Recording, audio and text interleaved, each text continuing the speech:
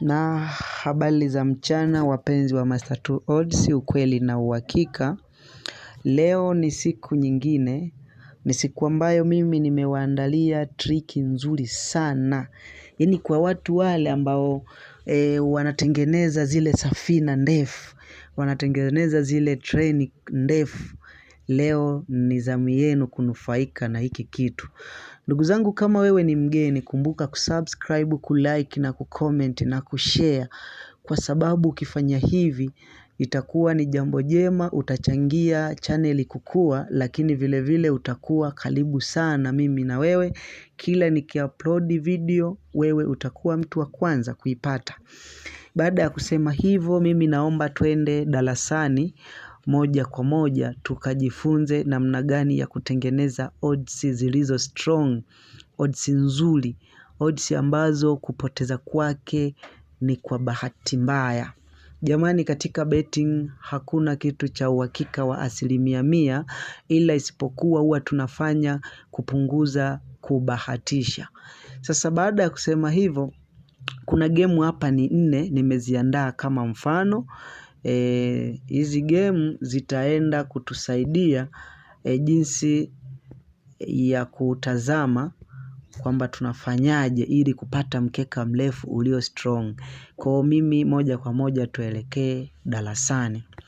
Ndugu zangu, hapa kuna game kama 4, kuna Aston Villa, na hizi game kwanza kabla sijaendelea nitatoa kodi kisha mtazifuatilia. Yaani mimi napenda nikitoa mafundisho mfuatilie.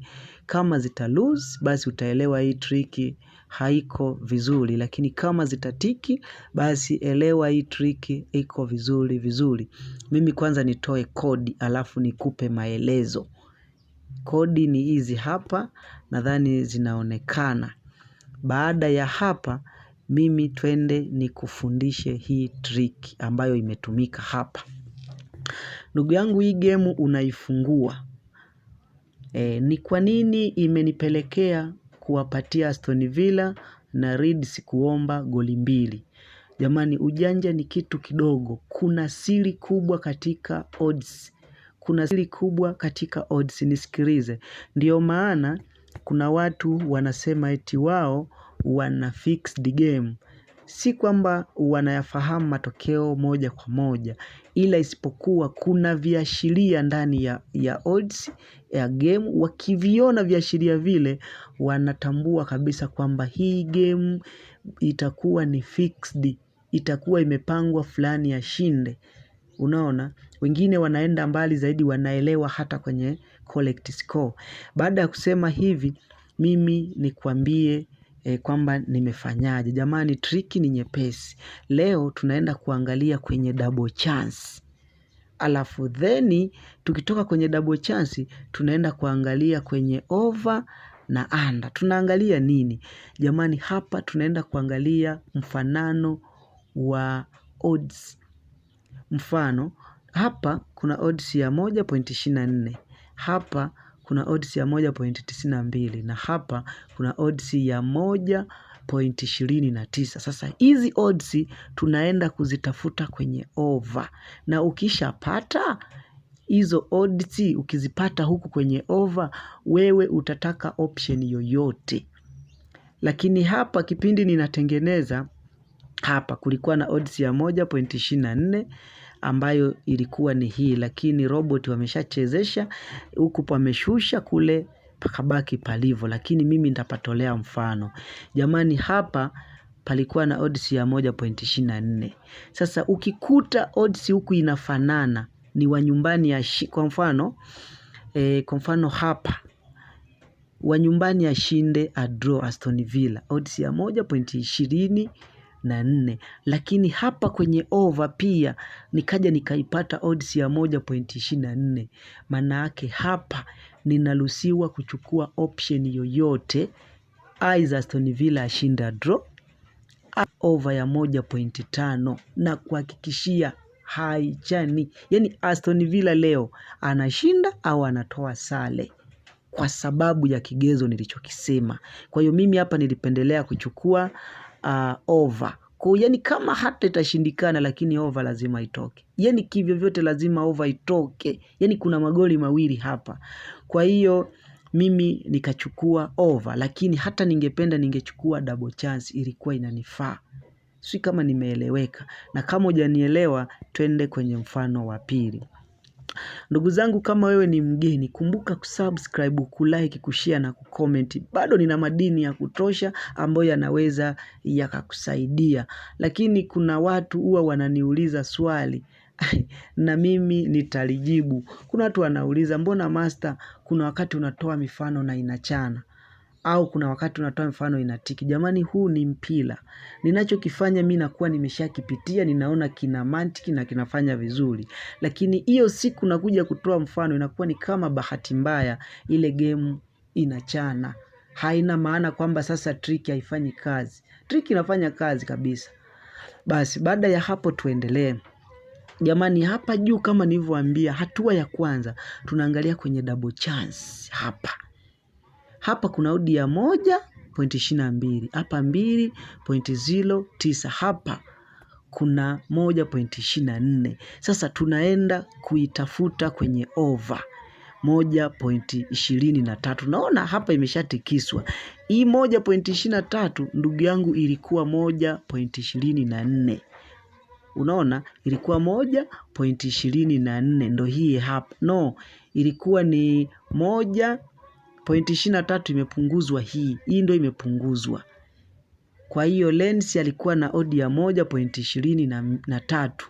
Unaona, afu anda na yenyewe ilikuwa na 1.23. Kwa hiyo hii game itakuwa na magoli machache au Lens kushinda au. Kwa hiyo mimi chaguzi langu nikaona nichukue anda. Sijui umenielewa. Lakini light kama anda hii ya 1.23 ndo ingefanana na yoyote ashinde.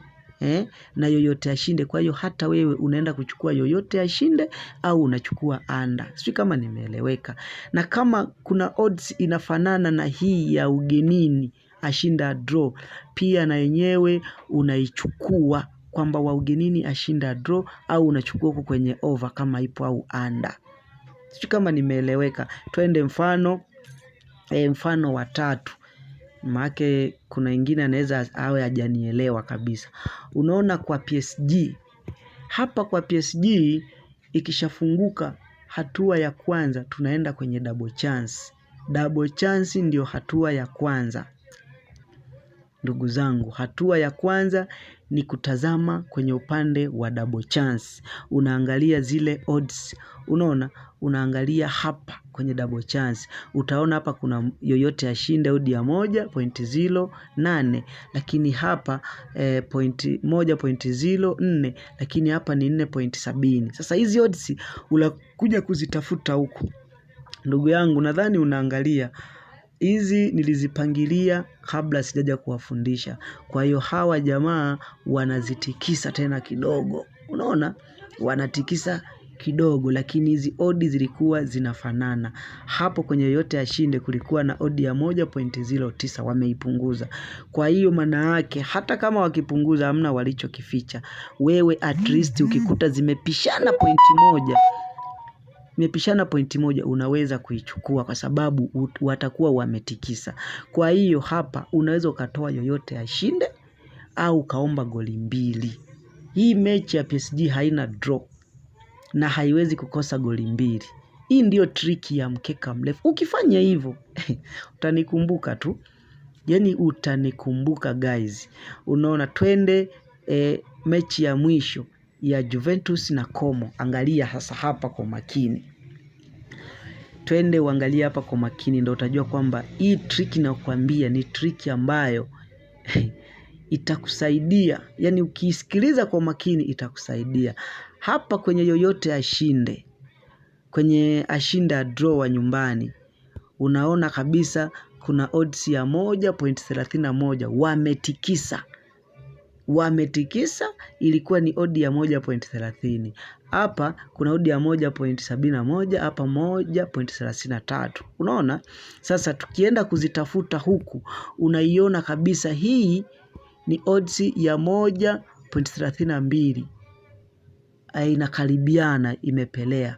Lakini hii hapa ni odds ya 1.30 ndiyo iliyokuwa kwenye double chance ya Juventus. Lakini ni kuhakikishie leo Juventus anaenda kushinda au kutoa sare mbele ya Como. Lakini akitoa sare ni sare ya 1-1. Ninavyokuhakikishia hata over itatoka. Na kama ni kushinda basi Juve atashinda 2-0.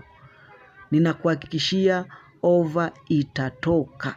Kwa sababu gani? Ukiangalia hii mifanano hii inayoelekea kufanana inakuashiria kabisa kwamba idadi ya magoli haitokuwa nyingi, lakini magoli yanaweza yakatokea mawili yanaweza yakapatikana, lakini idadi ya magoli haitokuwa nyingi. Kwa hiyo ndo maana mimi nikatoa under ya 3.5.